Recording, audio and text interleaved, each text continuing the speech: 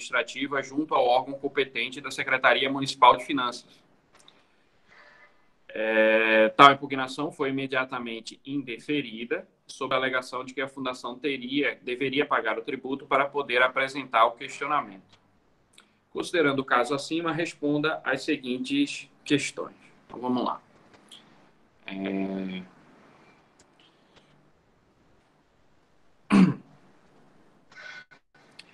Primeiro, né?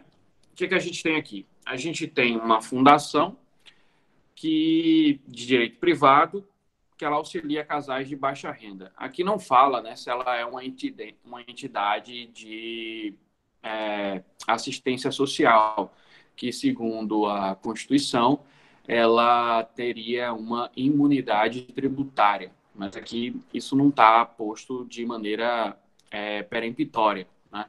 E para ser entidade de assistência social tem que refazer alguns requisitos que estão previstos na Constituição e também por meio de lei complementar lá no Código Tributário Nacional. Então, o simples fato de ela eventualmente ajudar casais de baixa renda não me diz muito sobre a possibilidade ou não dela ser considerada uma entidade de assistência social. Então, em razão disso, como eu não tenho essa informação, eu não vou considerar ela imune ao pagamento de tributos. Mas se eu tivesse essa informação de maneira segura, né, aí sim eu poderia considerá-la uma das entidades passíveis de imunidade tributária. Mas, a princípio, não seria o caso. Outra questão interessante é o fato de que o tributo ele foi lançado por uma autoridade do município que não pertencia à Secretaria de Finanças, né? Ele não era um agente da Secretaria da Fazenda, né? Como é que eles falam aqui? Da agente de fiscalização tributária, mas sim um agente da fiscalização sanitária. Vejam, a gente viu na aula de lançamento, né, que o ato de lançamento de um tributo ele é privativo da autoridade fazendária, né? Artigo 142 do Código Tributário Nacional. Portanto, um agente de fiscalização sanitária não pode nunca constituir um tributo. Então, ele não teria o quê? Competência para instituir esse tributo, para constituir esse tributo, para verificar a ocorrência de fato gerador, primeiro ponto. Segundo ponto, para determinar a matéria tributável. Terceiro ponto, para determinar o aspecto quantitativo e o aspecto pessoal, todos elementos estruturais do que a gente chama da regra matriz de incidência tributária. Então, o agente fiscal sanitário não tem, né, essa competência para efetuar o lançamento do tributo. Então, o primeiro aspecto que chama atenção nessa questão, que a gente pode explorar, é a existência ou não de imunidade. Isso não está claro aqui. Eventualmente, você poderia ter uma entidade de assistência social e, portanto, a caracterização da imunidade tributária. Isso aqui não está claro na questão, então a gente não vai tomar isso como ponto de partida. O segundo ponto de partida é a competência do agente para lançar o tributo. Isso aqui também está claro que ele não tem essa competência, falece competência ele para constituir esse tributo. Ele é um agente de fiscalização sanitária, então ele não tem competência para isso. E o terceiro ponto que a gente pode sublinhar aqui é sobre a questão final, né, da pergunta, que fala sobre o advogado, né, a pedido do superintendente da fundação. Um advogado, né, apresentou uma impugnação administrativa junto ao órgão competente da Secretaria Municipal. E tal impugnação ela foi imediatamente indeferida sob a alegação de que a fundação teria que pagar o tributo para poder apresentar o questionamento. O que acontece? Uma vez efetuado o auto de infração, né, uma vez constituído o crédito tributário por meio do auto de infração, por meio do lançamento, abre-se, em regra, um prazo para o contribuinte apresentar uma defesa. Então, nesse caso aqui, apresentar uma impugnação. O que acontece? Você é lavrado o auto de infração e aí você tem um prazo para poder apresentar a impugnação. Como a gente viu a partir da análise do artigo 151 do Código Tributário Nacional, essa impugnação suspende a exigibilidade do crédito. Toda vez que você apresenta uma impugnação ou recurso na esfera administrativa, normalmente as leis específicas, seja do município, seja do estado e a lei da União, ela determina o quê? A suspensão da exigibilidade do crédito. Por quê? Ao você apresentar essa discussão, evita que você pague para depois discutir. Então, você pode discutir e, se eventualmente você perder, aí sim você paga. Numa situação dessa, né, que é flagrantemente ilegal, ou seja, um agente de fiscalização sanitária lançando um auto de natureza tributária, ele tem competência para constituir um auto de infração decorrente, por exemplo, do poder de polícia, do poder de polícia que a gente chama de poder de polícia administrativa, isso aí não teria problema algum. Mas um auto de infração de natureza tributária, isso ele não tem competência. Então, uma vez constituído esse crédito por meio do lançamento, abre-se um prazo para impugnação. O advogado foi lá e apresentou a impugnação. Essa impugnação, em regra, no mérito, seria conhecida e deveria ser julgado o quê? Procedente e o auto de infração anulado. Só que, nesse caso, né, houve o indeferimento da impugnação sobre a alegação de que ele deveria pagar o tributo. Né? Isso não acontece, tá? Segundo o Supremo Tribunal Federal, não é necessário que você pague o tributo para apresentar a impugnação. A impugnação decorreria da ideia maior e mais ampla, constitucional, que é um direito fundamental, que é o direito de petição. Então, o direito de petição não exige pagamento de custa, depósito de um valor mínimo, nem tampouco recurso eventualmente decorrente dessa impugnação, da decisão da impugnação, estaria sujeita a um depósito de um valor mínimo. Então, nessa circunstância, seria totalmente ilegal, né, a exigência da autoridade fazendária de só receber a impugnação se ele pagasse o tributo. Justamente a situação ela é inversa. A impugnação justamente me permite que eu apresente a defesa para depois, eventualmente, saindo perdedor, fazer o pagamento.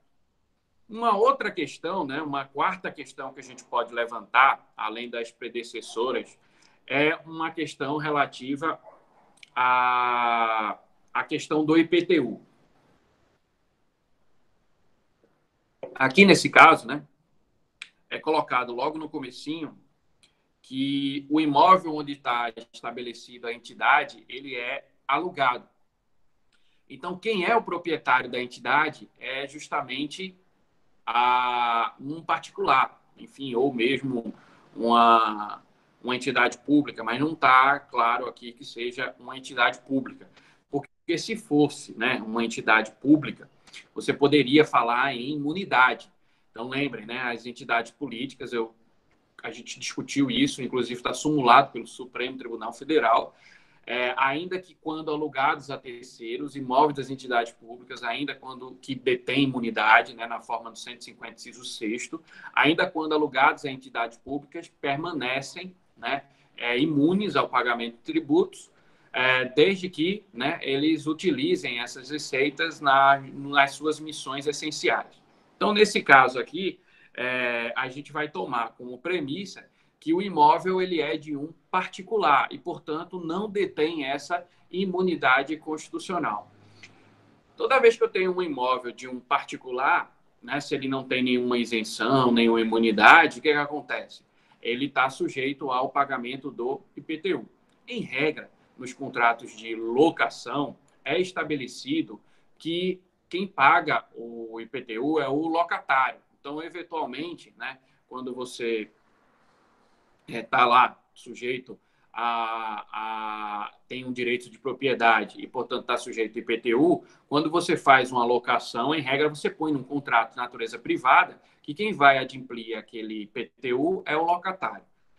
Essa cláusula ela tem validade, professor? Ela tem validade entre as partes, no âmbito privado. Ela não pode ser oponível à administração pública, artigo 123 do Código Tributário Nacional. Então, ainda que, né, esse contrato seja válido e eficaz no plano privado, ele não pode ser oponível à administração pública. O que faz com que, eventualmente, ainda que exista uma cláusula contratual afirmando que ele não deve, ou melhor dizendo, uma cláusula contratual afirmando que o locatário é que tem a responsabilidade pelo pagamento do IPTU, eventual lançamento, vamos imaginar que esse lançamento tivesse sido correto, tivesse sido rígido, de IPTU, não imputa a responsabilidade ao locatário, porque ele não é proprietário do bem. E só quem está na sujeição passiva, só que compõe a sujeição passiva, portanto, o elemento pessoal da regra matriz de incidência tributária no âmbito do IPTU, é justamente aquele que é o proprietário ou que detém a posse com ânimos de domine, né? Com um ânimos de proprietário. O locatário, ele sabe de antemão que ele não tem o direito de propriedade sobre aquele bem. Ele apenas tem a posse em razão de um contrato de locação. Isso não faz dele sujeito passivo do pagamento do IPTU. E uma quinta questão que a gente poderia analisar aqui, antes de ir para as questões de maneira específica, é com relação ao prazo. Segundo consta aqui, ele fala que lavrou o auto de infração e está cobrando o recolhimento dos últimos 10 anos. Está cobrando o recolhimento dos últimos 10 anos. Aqui não tem referência especificamente a datas, o que dificulta um pouco a nossa análise. Mas, de antemão, você já sabe o seguinte: conforme a gente viu em extinção do crédito tributário, a gente ainda vai complementar essa aula com as outras causas de extinção, mas eu já passei para vocês uma anotação de aula e uma aula só sobre prescrição e decadência.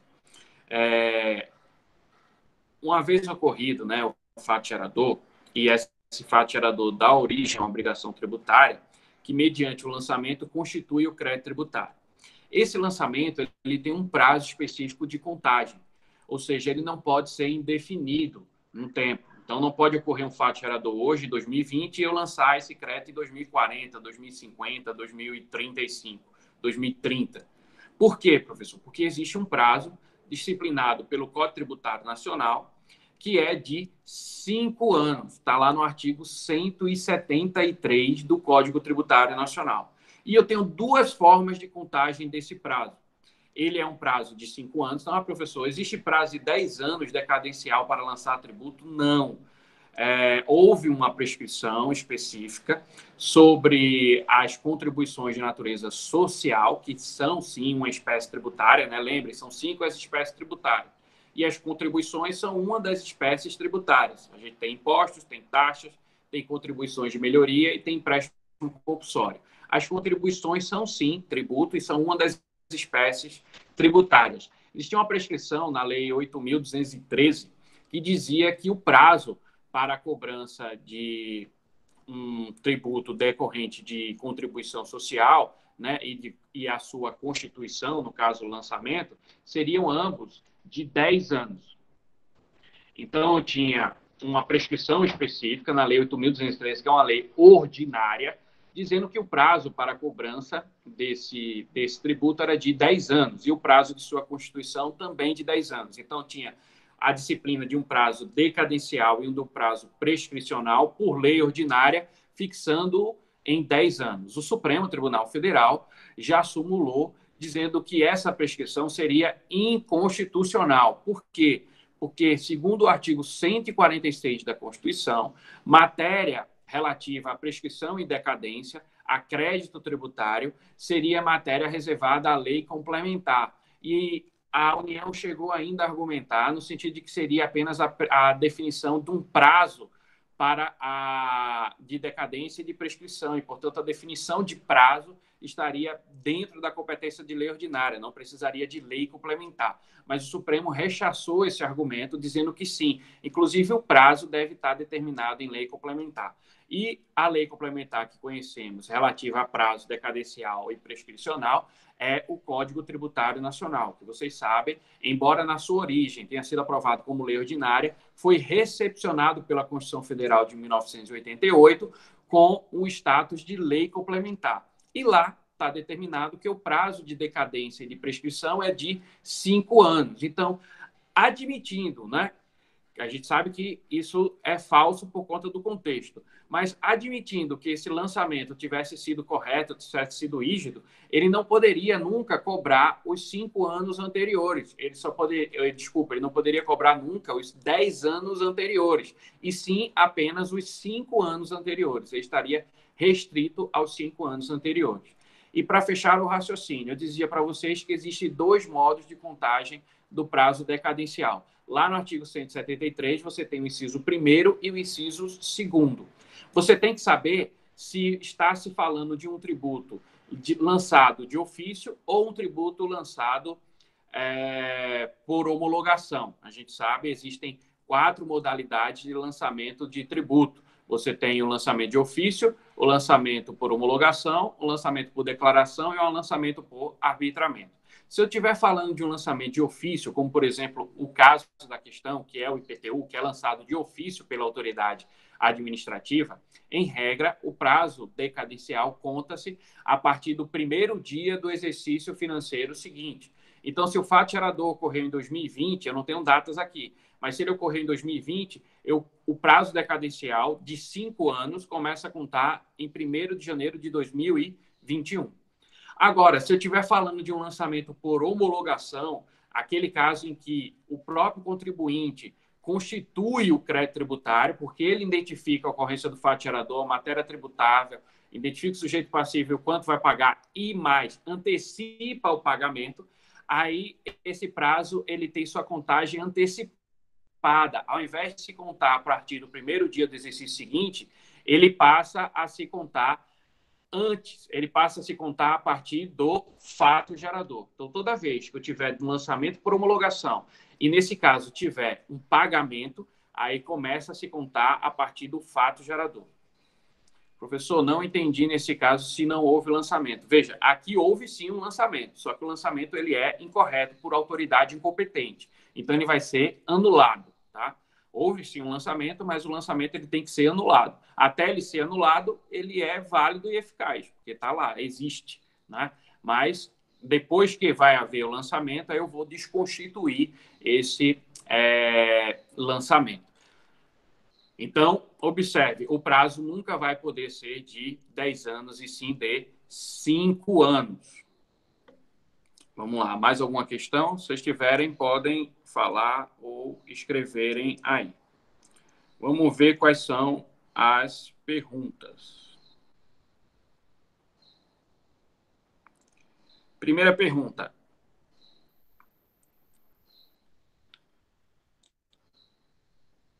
Sim, sim. Consideramos que houve lançamento. Ele pode ser anulado em 2 situações, ou pela autotutela, artigo 149 do Código Tributário Nacional, que não tem dizendo nada aqui, ou em cima de um contencioso administrativo, que é por uma decisão administrativa, que vai decorrer de onde, professor, essa decisão?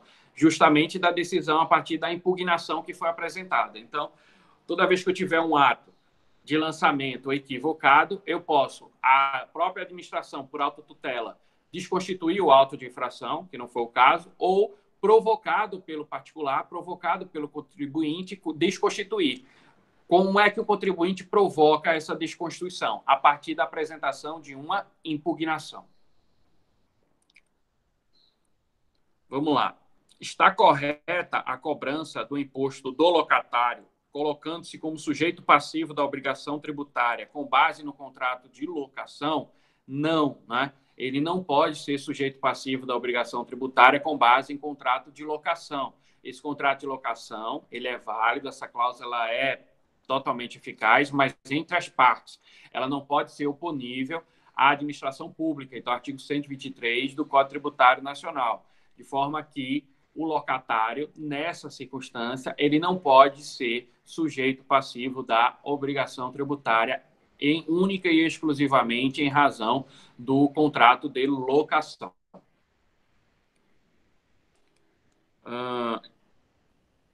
Vamos lá, tem uma dúvida aqui. O exemplo que o senhor estava explicando de ofício e homologação era sobre decadência? Isso, exatamente, tá? A decadência, ela tem 2 prazos de contagem, tá lá no artigo 173 do CTN. E esse prazo vai depender de algumas circunstâncias especiais. para a circunstância daqui, você tem que saber a diferença entre lançamento por homologação e lançamento de ofício. Se for lançamento de ofício, um tributo lançado de ofício, como no caso do IPTU, o prazo é o do inciso primeiro, o que faz com que a contagem seja a partir do primeiro dia do exercício seguinte.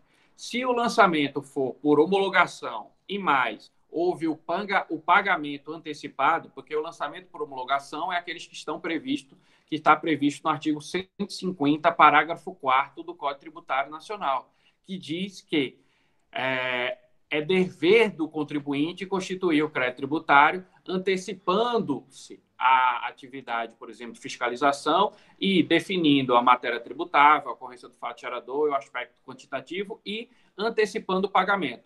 150, parágrafo 4º. Toda vez que isso ocorrer, o que é que vai acontecer? A antecipação de um prazo decadencial, que começaria no primeiro dia do exercício seguinte, ele vai para o fato gerador. Artigo 173, inciso 2º do Código Tributário Nacional. Então, são duas situações. Para eu saber o prazo decadencial, eu sei de antemão que ele é de 5 anos. Para eu saber a partir de quando eu vou contar esses 5 anos, eu preciso identificar se o lançamento é de ofício ou por homologação. Se o lançamento de ofício, o primeiro dia.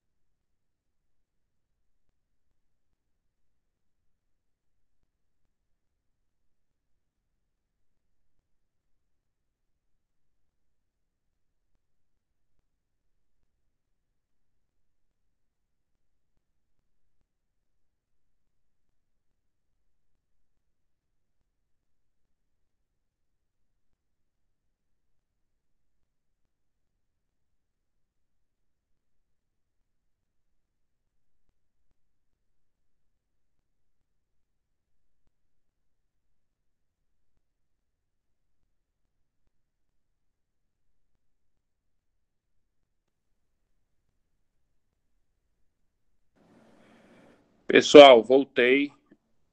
O celular descarregou aqui e acabou caindo. Vamos lá. Tem uma dúvida aqui da Jéssica. Sobre a desconstituição do lançamento, é isso. Em caso de impugnação, instaura-se o processo administrativo tributário que busca a revisão do lançamento tributário. Uma vez julgada a impugnação, havendo trânsito julgado o processo administrativo tributário, o lançamento torna-se definitivo para a administração. Perfeito. E aí, nesse caso, ele deveria ser anulado, porque a autoridade, né, que julgou essa impugnação, a autoridade que constituiu esse crédito, ela é incompetente. Tá? E o prazo decadencial, falava para vocês, ele é de 5 anos, é um prazo específico, estabelecido em lei complementar, só que ele tem seu início de contagem diferente. Então, por exemplo, se eu tiver um lançamento por homologação, só reforçando, eu posso ter a sua antecipação de prazo antecipada. Então, ao invés de ser do primeiro dia do exercício seguinte, pode ser da ocorrência do fato gerador. Lançamento, tributos sujeitos a lançamento de ofício é sempre primeiro dia do exercício seguinte. Bem, vamos lá. Se o pagamento fosse realizado pelo locatário, caberia ajuizamento de repetição de indébito por ter sido indevido? Isso é uma questão importante, né? O que acontece? Como a gente viu lá em pagamento, a legitimidade para ajuizar a ação de repetição de indébito é justamente de quem detém a condição de sujeito passivo desse tributo. E aí, no caso, como o locatário não é sujeito passivo da relação jurídico-tributária, ele não poderia, de forma alguma, pedir a repetição de indébito, tá?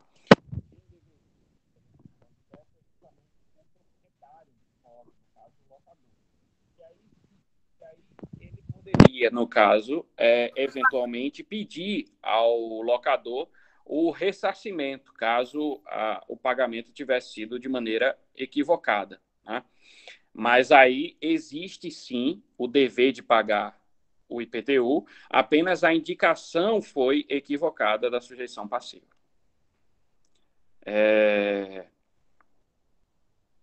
Esse prazo para lançar é de 5 anos, porque tecnicamente não existiria crédito, não é? Não, veja, o prazo natural de 5 anos é um prazo regra geral, tá? Existe sim o dever de pagar o IPTU. O que houve foi um lançamento equivocado por uma autoridade incompetente em cima de alguém que não detinha condição de sujeito passivo nessa circunstância.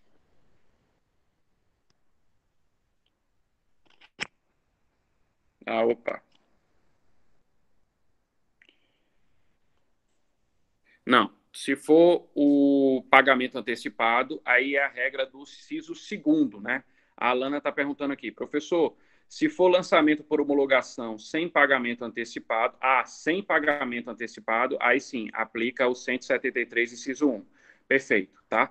Então, você primeiro precisa saber se houve ou não pagamento. Se houve o pagamento antecipado, aí sim, vai para o fato gerador. Se não houve pagamento antecipado, vai para a regra geral, primeiro dia do exercício seguinte. Lembrando sempre que eu estou falando isso de prazo decadencial. Súmulas, o professor pode usar nesse exemplo a súmula 614, assim, de memória, eu não lembro exatamente o conteúdo da súmula 614. Se alguém puder transcrever aqui, a gente comenta, tá? Professor, isso. Agora, a Raquel. Professor, você pode repetir quem tem competência para cobrar o IPTU, por gentileza? Veja, a competência ela é do município, mas ela é de uma autoridade de natureza fazendária do município. Então, agente fiscal de tributos. Ele que tem a competência para lançar o tributo. Nesse caso, a autoridade seria incompetente porque foi a autoridade de vigilância sanitária. Essa não tem competência para lançar o tributo.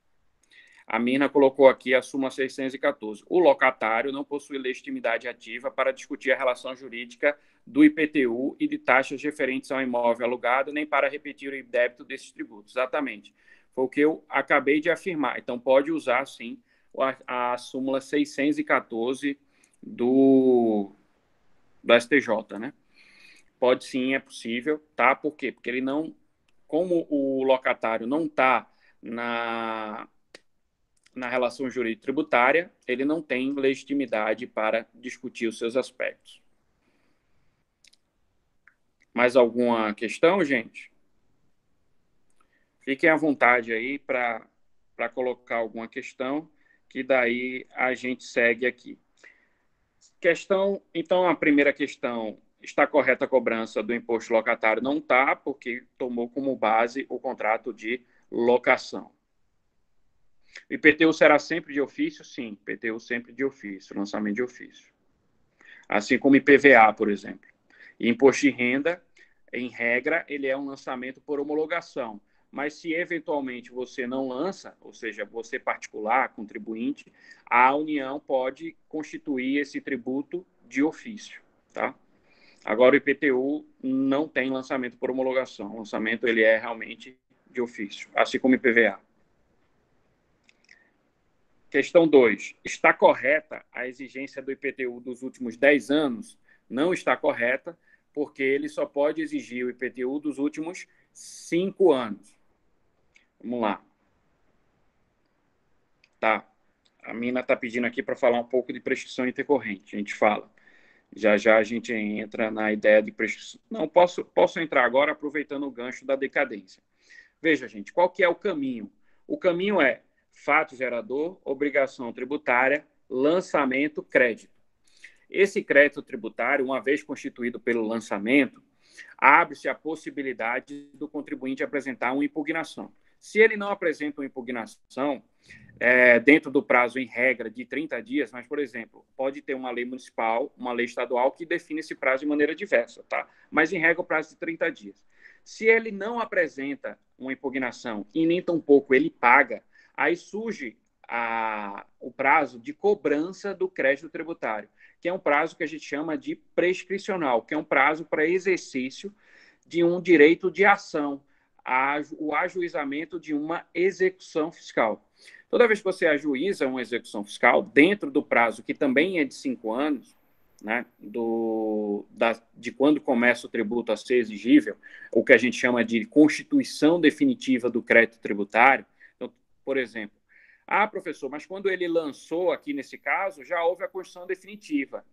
Quando ele lançou, vamos imaginar que ele tivesse lançado em maio de 2019, ali não é a constituição definitiva. Por quê? Porque o contribuinte ainda apresentou uma impugnação e só depois de julgada essa impugnação e eventual recurso é que há a constituição definitiva. Então, durante esse período, como a exigibilidade do crédito ela está suspensa, a União, o Estado, o município, ele não pode exercer o seu direito de cobrança. Se não pode exercer o direito de cobrança, o prazo de prescrição ainda não começou.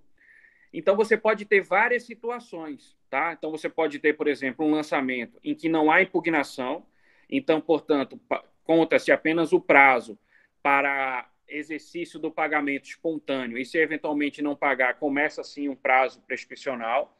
Há situações em que há uma impugnação, então a exigibilidade está suspensa, eu preciso ter o trânsito julgado dessa decisão administrativa para aí sim exercer o meu direito de cobrança. Há situações ainda em que o contribuinte entra com ação judicial, suspende a exigibilidade, então, portanto, não começa ainda o prazo prescricional. Então, o prazo prescricional ele só vai começar a partir do momento em que houver a exigência plena desse crédito. E isso só vai acontecer quando não ocorrer nenhuma das causas de suspensão da exigibilidade do artigo 151. Ocorreu, sim, a decadência dos últimos 10 anos, mas dos últimos 5 anos não ocorreu a decadência, tá? A Alana pergunta aqui, então, professor, incidiu então o Instituto da Decadência? Veja, a decadência é um prazo de 5 anos. Ele vai sempre poder cobrar os últimos 5 anos. Após esse prazo, ou seja, os últimos 6 anos, os últimos 7, os últimos 8, 10, 20, está tudo abarcado pela decadência, certo? Então, ela vai se renovando sempre.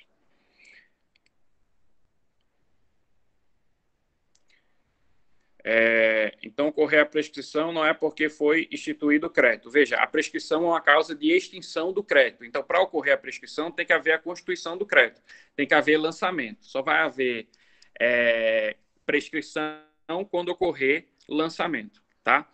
Se não ocorrer lançamento, o que há é a decadência. Também é uma outra causa de extinção do crédito. Só que a decadência opera no momento anterior. Então, nesse caso, só poderá ser cobrado, Fernando dos Anjos está dizendo aqui, então, nesse caso, somente poderá ser cobrado dos últimos 5 anos. Perfeito, tá? Só dos últimos 5 anos, que é o prazo decadencial de lançamento.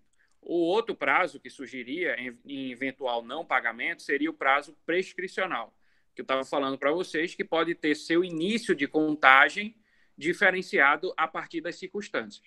Vamos imaginar que foi cumprido o prazo prescricional e a ação de execução fiscal foi dada entrada no prazo correto. Nessa situação, aí não se fala mais em prazo decadencial, nem tampouco em prazo prescricional. O que há é o que a gente chama de prescrição intercorrente, que é uma prescrição que ocorre dentro do processo de execução fiscal. Ele está disciplinado no artigo 40 da Lei 6830, tá?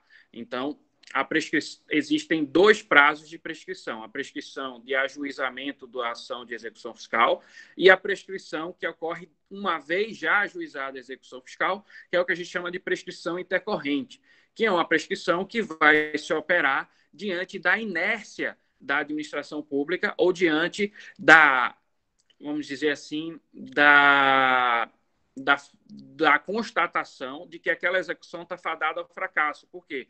Porque não encontrou bens, não encontrou o executado, ou as duas situações conjuntamente. Então, se não há bens, se não há executado, ou ainda se há executado, mas não há bens, ou se há executado, há bens, mas os bens são inservíveis ao pagamento do crédito, e a execução ela fica parada por mais de 5 anos, o que acontece é uma prescrição intercorrente. O crédito também vai ser extinto em razão da extinção da execução fiscal. O número da lei da execução fiscal é a Lei 6830, tá? A Jamile pergunta aqui sobre o número da lei de execução fiscal. É a Lei 6830, de 1980, artigo 40, vai disciplinar as situações em que ocorre a prescrição intercorrente.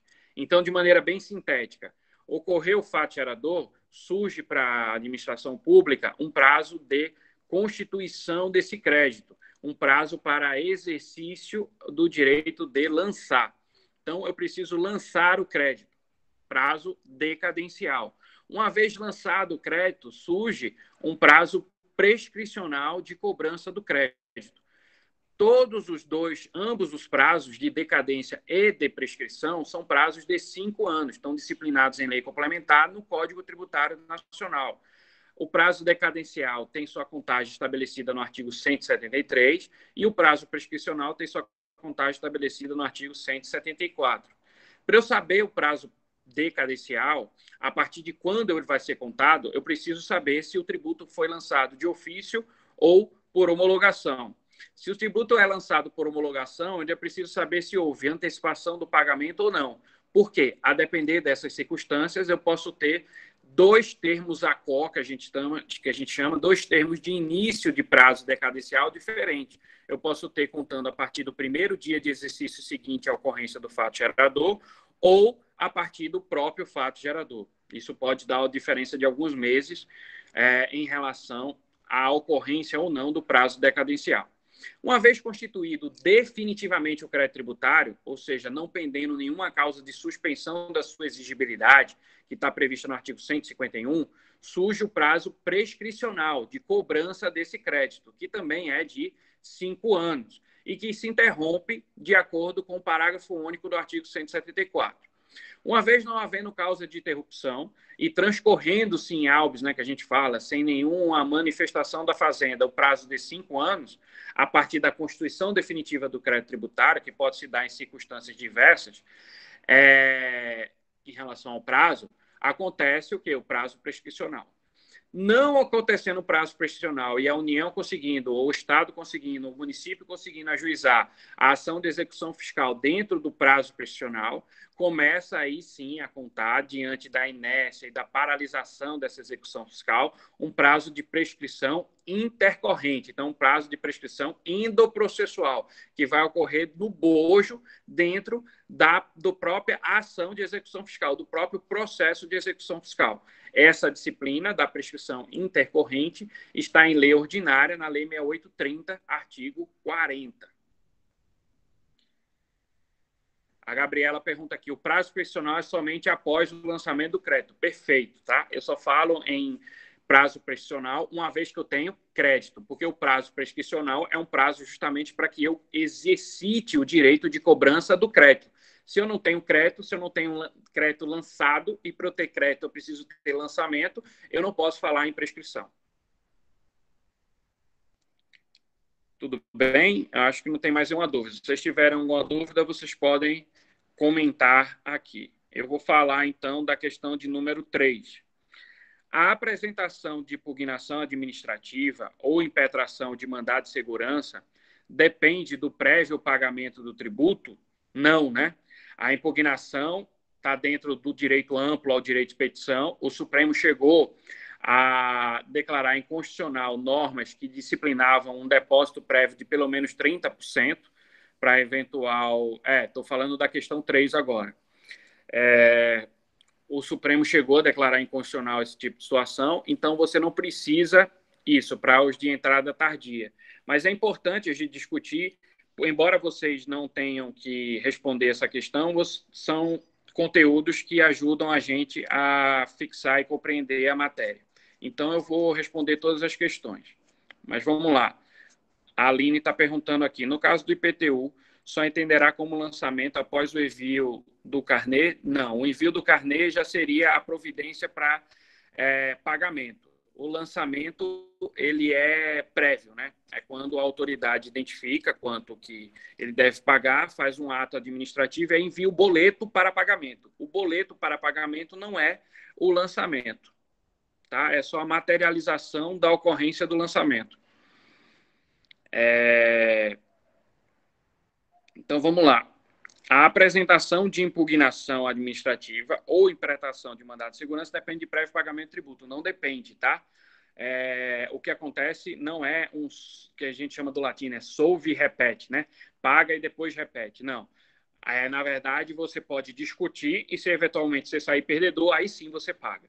Então, não precisa depósito prévio da quantia do tributo. Nem tão pouco no mandado de segurança, nem tão pouco na impugnação. Agora, a gente sabe que o depósito do montante integral suspende a exigibilidade do crédito. Então, você pode, sim, na ação de mandado de segurança, pedir uma liminar para suspender a exigibilidade do crédito sem depósito. Isso é possível.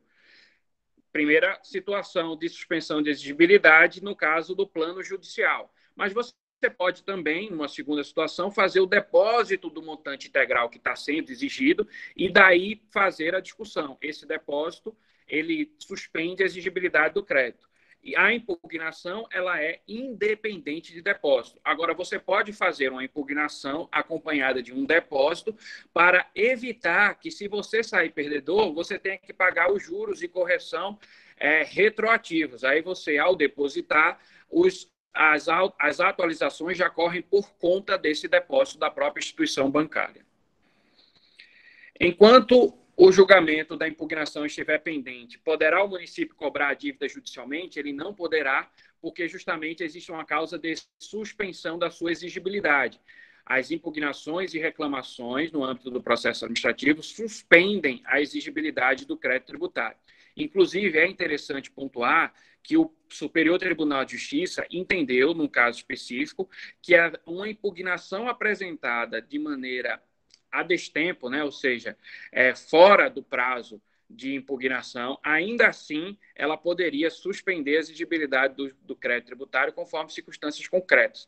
Então, se eventualmente o contribuinte apresenta uma impugnação fora do prazo, durante o prazo em que a administração vai decidir se aquela impugnação ela foi extemporânea ou não, durante essa situação, durante esse prazo, a exigibilidade ainda assim continua em suspenso, o que impede, portanto, a cobrança do crédito tributário por parte da administração pública. Então, portanto, não houve constituição definitiva do crédito e, portanto, ainda não há prazo prescricional.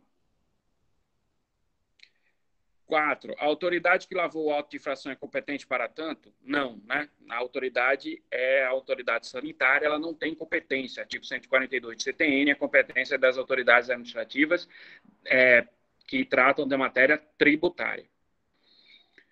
A pergunta da Angélica aqui. No nosso caso, então, houve a prescrição dos últimos 5 anos, porque ele lavrou o auto. É isso? Não. O que ele está... Ao lavrar o auto, ele fez o quê? O lançamento, então, em prazo decadencial. Aqui, nessa questão, a única referência ao prazo prescricional estaria na questão 3, quando fala do exercício do direito de cobrar a dívida judicialmente.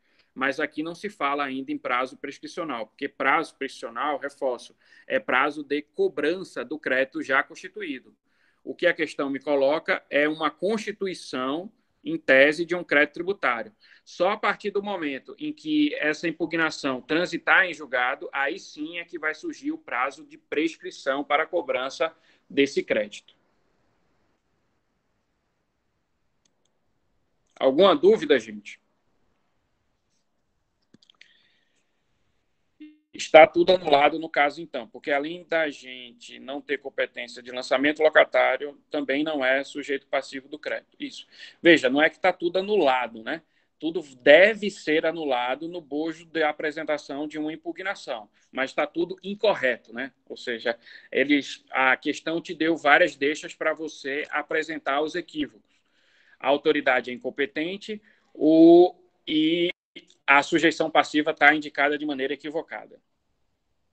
E o prazo também está indicado de maneira equivocada, porque não é retroativo aos últimos 10 anos, e sim retroativo aos últimos 5 anos. Veja, o Fernando fala aqui, a pergunta deve ser dos 10 anos, quais foram prescritos? Não, aqui dos 10 anos é prazo decadencial, tá? Prazo decadencial. Então, é prazo de exercício do direito de lançamento.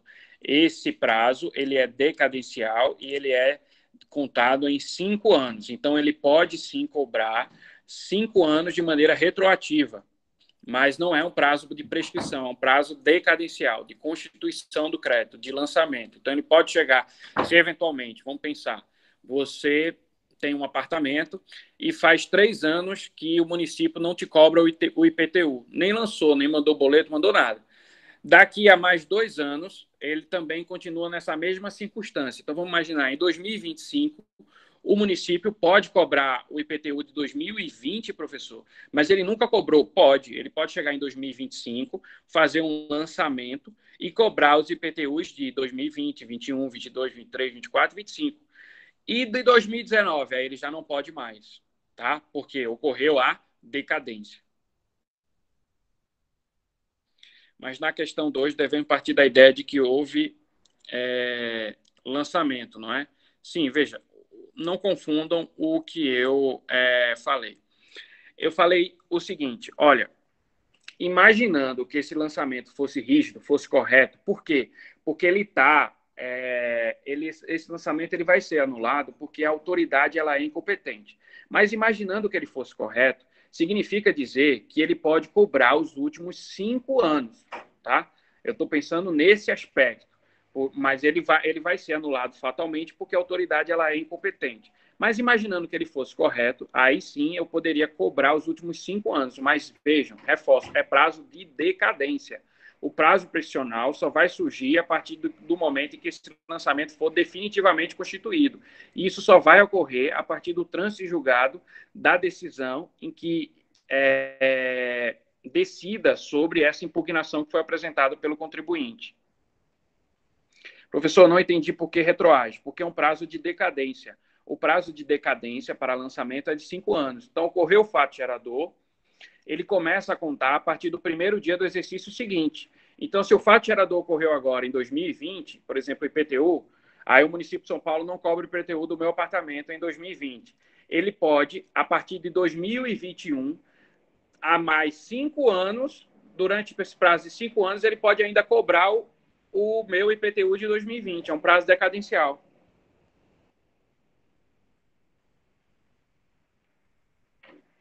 Entendeu?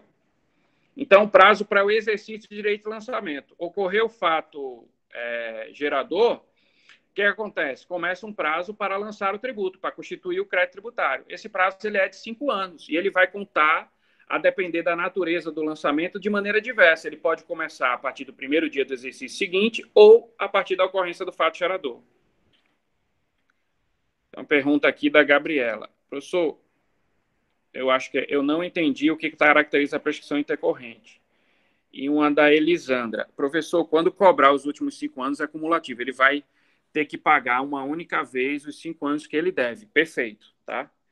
Perfeito. Se o lançamento assim disser, né? Porque, por exemplo, eu posso ter... Imaginem o seguinte, é porque a gente não tem um quadro aqui para ficar visualizar mais fatos, mas preste atenção e sigam o raciocínio comigo. Eu estou aqui na minha casa e eventualmente não veio o meu boleto para pagamento do IPTU. Eu estou no ano de 2020. Como eu sou proprietário desse apartamento, o que acontece? Ocorreu o fato gerador do IPTU. Ah, o boleto não chegou. Eu posso constituir de mão própria o crédito tributário? Não posso, porque não é lançamento por homologação, é lançamento de ofício. Então, eu tenho que esperar o município de São Paulo enviar um boleto para que eu realize o pagamento do IPTU.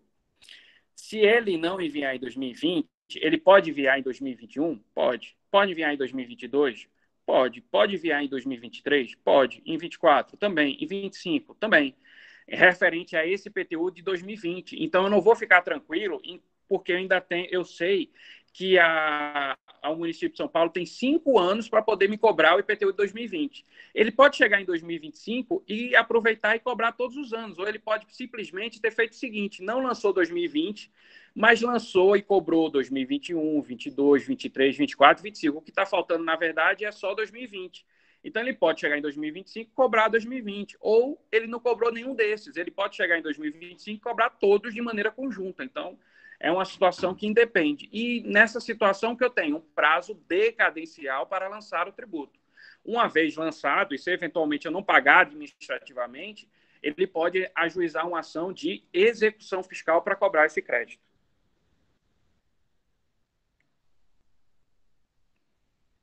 Exatamente. Exatamente, Mirna. Perfeito. Perfeito. Tá?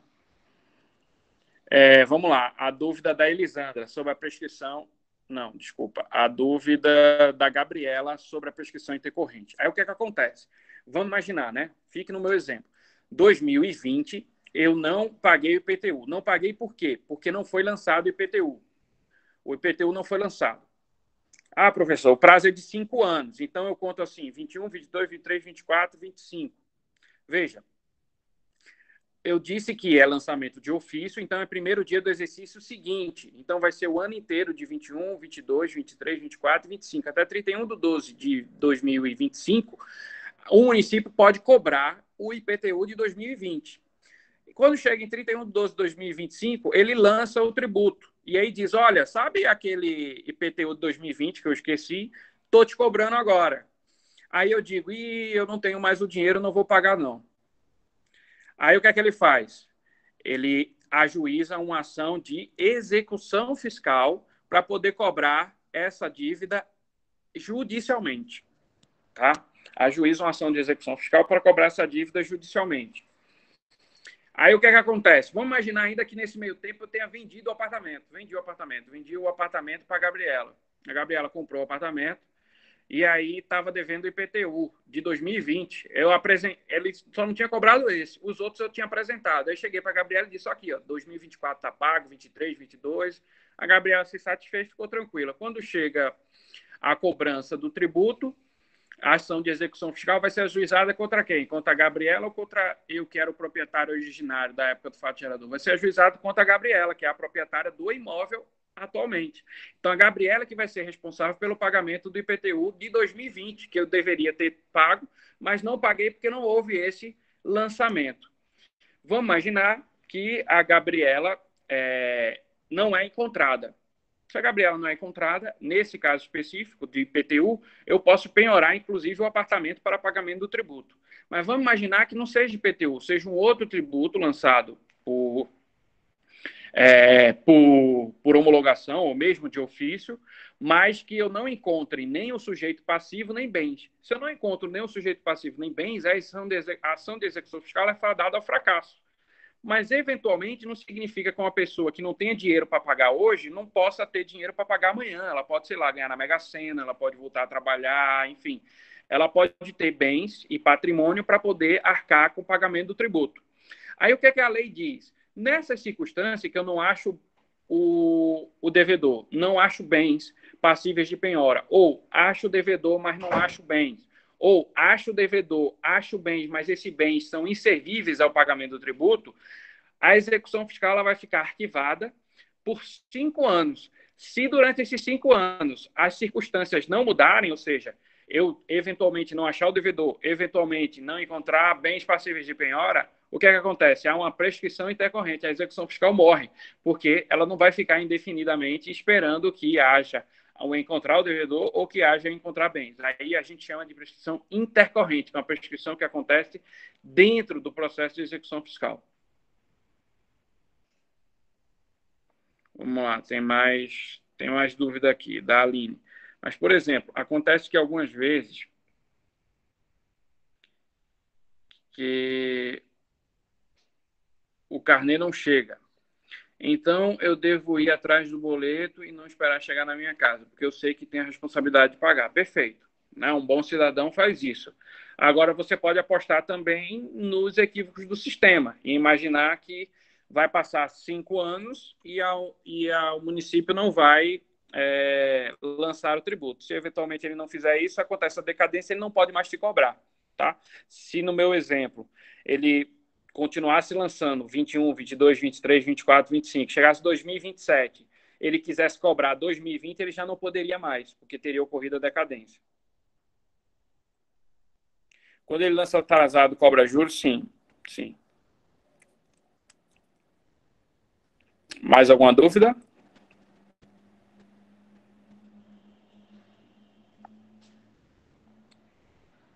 Não?